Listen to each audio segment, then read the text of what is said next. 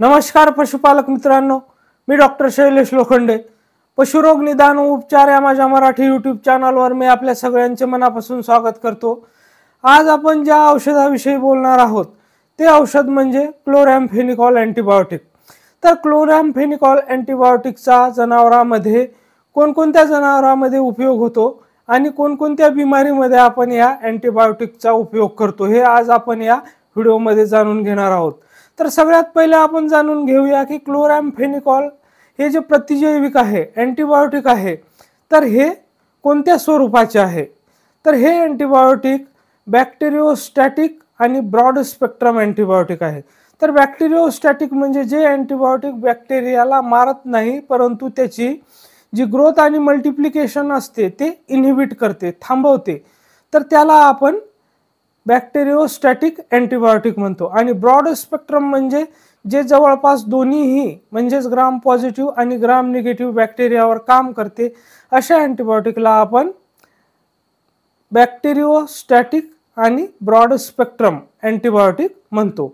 तर क्लोरॅम्फेनिकॉल कशा प्रकारे आणि कोणकोणत्या बिमाऱ्यामध्ये याचा वापर केला जातो, त्याचा डोस किती असायला पाहिजे, त्याचा रूट कोणता असायला पाहिजे, या सगळ्या विषयावर आपण आज सविस्तर बोलणार आहोत. पण त्याआधी तुम्ही जर माझ्या चॅनलला नवीन असाल किंवा आत्तापर्यंत तुम्ही माझ्या चॅनलला सबस्क्राईब केले नसेल तर कृपया माझ्या चॅनलला लाईक, शेअर आणि सबस्क्राईब करा. सोबतच बेलवाल्या आयकॉनवर क्लिक करून ऑलवाल्या ऑप्शनवर सुद्धा क्लिक करा, म्हणजे माझ्या येणाऱ्या प्रत्येक नवीन व्हिडिओचे नोटिफिकेशन तुम्हाला सगळ्यात आधी मिळत राहील.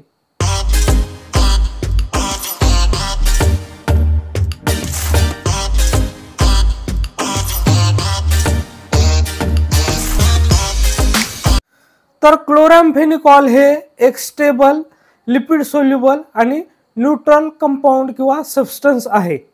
तर क्लोरॅम्फेनिकॉल जेव्हा आपण मोनोगॅस्ट्रिक ॲनिमलमध्ये ओरली देतो किंवा जे छोटे वासरे असतात त्यांच्यामध्ये आपण ओरली देतो, म्हणजे ज्यांचे रुमेन डेव्हलप झालेले नसते, तर अशा ॲनिमलमध्ये हे चांगल्या प्रकारे काम करते. परंतु जर ॲडल्ट रुमिनंटमध्ये ज्यांचे रुमेन डेव्हलप झालेले आहे अशा जनावरांमध्ये जर आपण हे ओरली दिले तर हे रुमेनमध्ये न्यूट्रल होते, म्हणजे रुमेनमध्ये गेल्यानंतर काहीही काम करत नाही.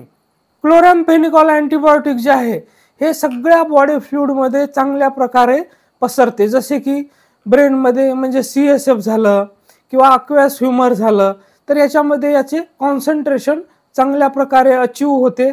आणि हे क्लोरॅम्फेनिकॉल जे अँटीबायोटिक आहे तर हे ब्लड ब्रेन बॅरियर झालं, प्लॅसेंटल बॅरियर झाले किंवा प्लुरल बॅरियर झाले, तर हे सगळ्या बॅरियरला हे अँटीबायोटिक क्रॉस करते.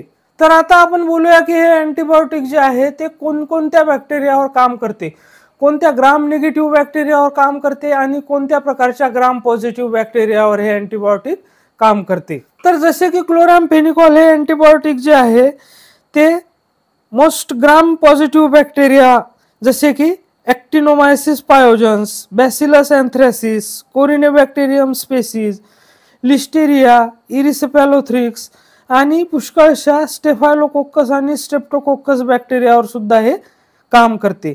आणि ग्राम निगेटिव्ह बॅक्टेरिया जसे की E. coli, क्लेब्झिला, Proteus, salmonella, बॉर्डेटेला, Haemophilus, Pasteurella, ॲक्टिनोबॅसिलस आणि जे एरोबिक बॅक्टेरिया आहे, याचबरोबर जे अनएरोबिक बॅक्टेरिया आहे जसे की बॅक्टेरिओइड्स, फ्युजेबॅक्टेरियम आणि क्लोस्ट्रिडियम परफ्रिंजन्स, हे बॅक्टेरिया क्लोरॅम्फेनिकॉलला ससेप्टिबल आहेत.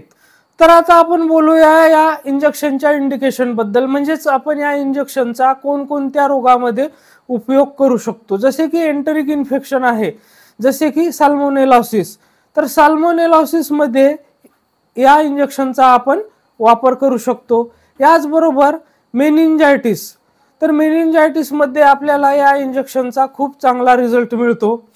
याचबरोबर निमोनिया किंवा ऑक्युलर इन्फेक्शन म्हणजे डोळ्यामध्ये पशुच्या जर काही जनावराच्या इन्फेक्शन झाले असेल अशा केसेसमध्ये, किंवा उटायटिस म्हणजे कानामध्ये जर जनावराच्या इन्फेक्शन झाले असेल, तर या सगळ्या कंडिशनमध्ये सुद्धा आपण या इंजेक्शनचा उपयोग करू शकतो. याचबरोबर जसे की मस्टायटिस, मेट्रायटिस या केसेसमध्ये सुद्धा आपण या अँटीबायोटिकचा उपयोग करू शकतो आणि आपल्याला चांगल्या प्रकारचे रिझल्ट या अँटीबायोटिकचे पाहायला मिळतात। तर आता आपण बोलूया याच्या डोस बद्दल। तर कोणत्या जनावरांमध्ये याचा डोस रेट आपण किती द्यायला पाहिजे, तर जसे की कॅटल बफेलो मध्ये याचा डोस रेट 2 to 4 mg पर kg IV BID द्यायचा असतो, म्हणजे दिवसातून 2दा द्यायची असते। IV रूटने जर आपण याला देत असेल तर 2 to 4 mg पर kg बॉडी वेट या हिशोबाने, आणि 20 ते 30 mg म्हणजे 20 to 30 mg पर kg बॉडी वेट आपण याला इंट्रामस्क्युलर आणि दिवसातून एकदा द्यायचे असते। आणि शेळ्या मेंढ्यामध्ये जर द्यायचे असेल तर 10 ते 15 mg पर kg बॉडी वेट IV या हिशोबाने आपल्याला BID द्यायचे असते, म्हणजे दिवसातून 2दा द्यायचे असते। आणि जर आपण याला इंट्रामस्क्युलर रूटने द्यायचे असेल तर 30 ते 40 मिलीग्राम पर kg बॉडी वेट या हिशोबाने आपण याला इंट्रामस्क्युलर दिवसातून एकदा देऊ शकतो। तर याच्या कॉन्ट्राइंडिकेशन बद्दल बोलायचे झाल्यास तर हे अँटीबायोटिक आपण जसे की गाभण जनावरे असतात तर गाभण जनावरांमध्ये वापरायचे नसते। जी छोटी वासरे किंवा छोटी शेळ्या मेंढ्यांची पिल्ले असतात त्यांच्यामध्ये सुद्धा वापरायचे नाही।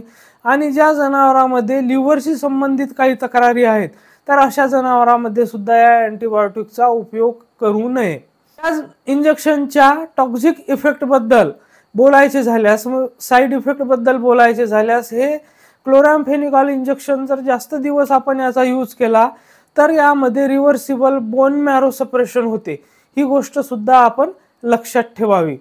तर हा व्हिडिओ फक्त आपल्या माहितीकरिता आहे। आपण या इंजेक्शनचा उपयोग स्वतःहून करू नये। हे इंजेक्शन आपल्या डॉक्टरांच्या सल्ल्यानुसार आणि डॉक्टरांकडूनच देऊन घ्यावे ही विनंती। धन्यवाद।